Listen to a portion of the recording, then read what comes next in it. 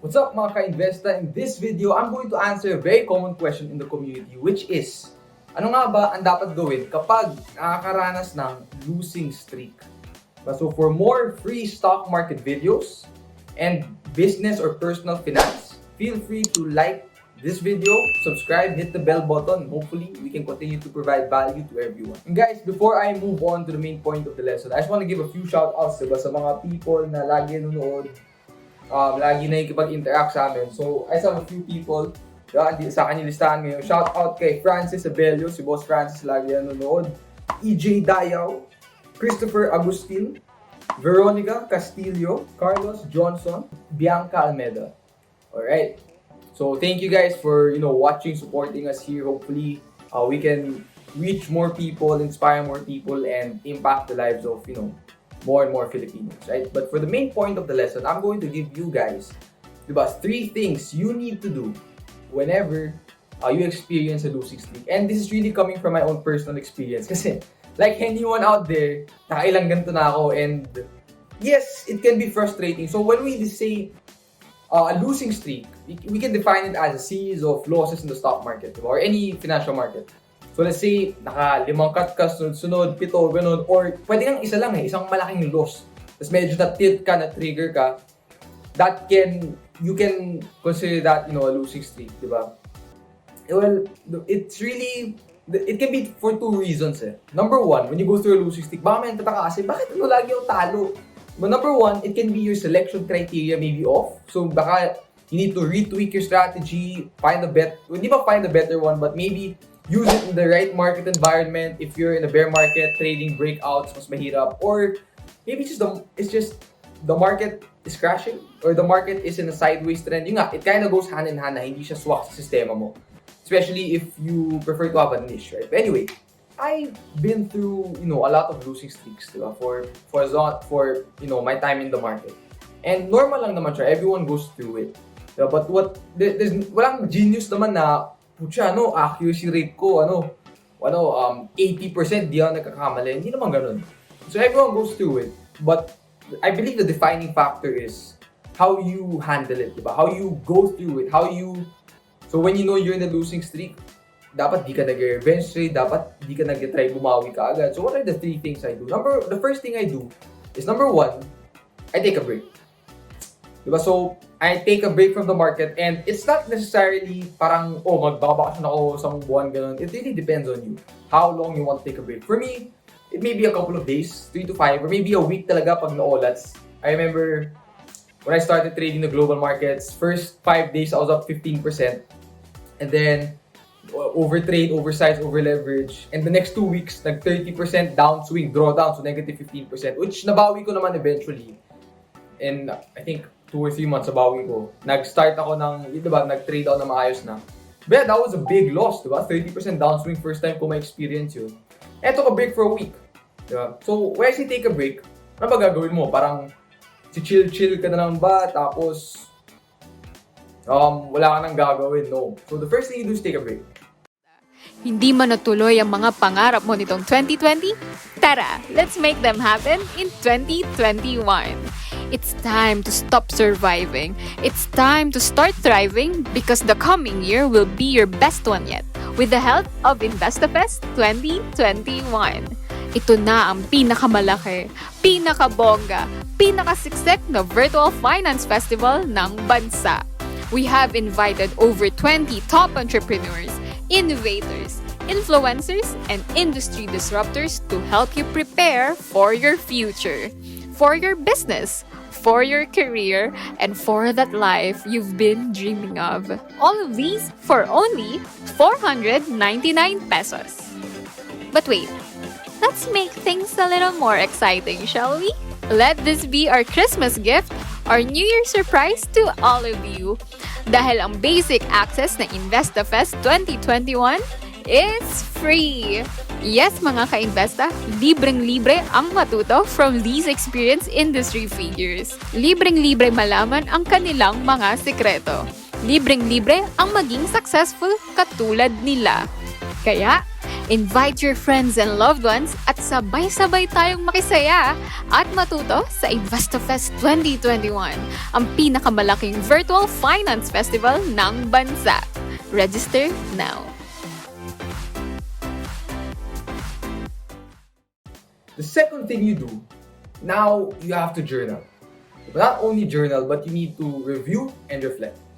But you need to see, bakit nga ba ako sa losing streak? The reason why I love, doing my trading journal is it allows me to see the patterns in my trading. So what do I mean by this? Let's say you had 8 straight losses, tuloy-tuloy lang. And you just said, okay, losing streak ako, pahinga lang, tapos babalik na ako sa market pag trip ko na. So yes, at least you were able to rest, you were able to refresh your mind and come to the market with a fresh mindset. But the problem is, you never really address the root cause of bakit nga ba ako nagka 8 straight losses. Diba? And sure, it may be the market, diba, baka pangit. But you might not know. It may be you, maybe your mentality, your execution, your discipline, your consistency, your patience. Di mo talaga malaman if you don't journal and then reflect upon it. Diba? I remember when I first did this, talagang tignan ko lahat ng trades ko nung start ng pandemic. Journal ko ulit lahat kasi sabog yung una kong journal. And I looked, bakit nga ba ako nakakaranas sa losing streak during these periods? And the thing about journaling is you get to see the patterns. So, shout out nga pala sa Investa Journal.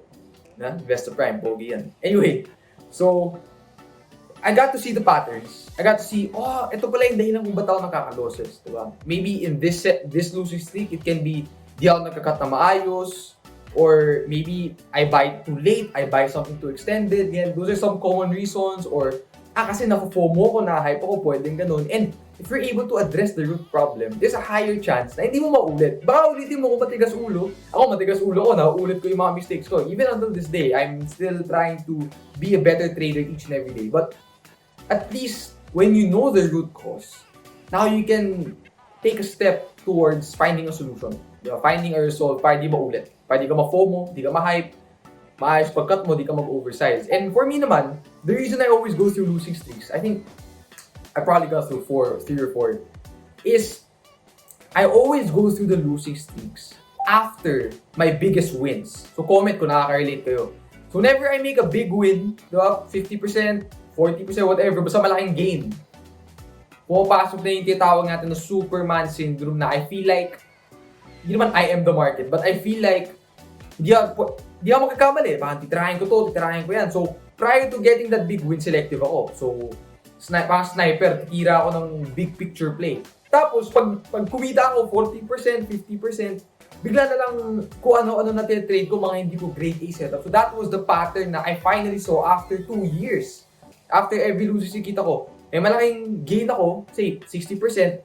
Tapos, the next 6 trades, negative 8, negative 10, negative 7% loss. Tapos tagwa 1 bar, so masakit, diba? Parang nangalahati yung gains ko. So, if I didn't see that pattern, I would have repeated it over and over again, diba? And luckily, I was able to journal and reflect. And the third thing, the last thing I do, is whenever I come back to the market, diba? You go back in your own time. When I come back to the market, I come back with smaller size. So, I come back with smaller size. Bakit? Because a lot of people, when they go through a losing streak, they get mad at the market, diba? They get mad at the stock market, and they say, grabe, babawi ko to lahat. Diba? Parang, kala mo, kunin mo pera ko, sige, ito, boom, all in ako, para 5% gain lang, bawi na lahat. That's what you call revenge trading, and that's something you don't want to do. If you go through a losing streak, which everyone does, if you go through a losing streak, and your main goal, when you come back to the market, is to make back the money you lost, you're most likely gonna lose more and dig yourself a bigger hole. Why? Because money doesn't come to people who parang lagi hinahanap and who try to find shortcuts to get it. But sure, revenge trading, excuse me, might work a couple of times, but if you do it over a long period of time, di ka tatamaan eventually. Diba na baka ma-GG ka pa, right? So, for me, my goal coming out for losing streak, the reason why I want to come back to smaller size, because I want to get a feel for the market. My goal is to get the process right. Diba? So I identified my mistake, and now I want to come back and make sure I don't make the same mistake. But knowing na minsan matigas ulo ko, I come back with smaller size just to get the feel of the market, just to make sure na I'm executing in the right way, just to know that I'm doing my plan, executing, having a discipline, having the patience and consistency. And once I feel like, okay, I'm getting some wins under my belt, and it doesn't necessarily have to be have to be profits.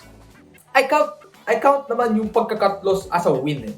Especially if I followed my plan. Okay lang yun sa akin. So, kasi nag-cut ako na loss ko na maayos, nagkailang gains ako, and the positions I'm holding are making money for me, I might add to the position, or the next trade, I'll go back to normal size.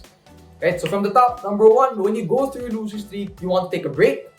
Number 2, you want to journal and reflect and find the patterns of mistakes you may be making. And number 3, you want to come back with smaller size, get a feel for the market, get the process right. And when you feel all goods, which is subjective, ikaw lang makakalaman yan, then go back to trading normally and hopefully, don't be like me. Don't make the same mistakes again. But we're all human.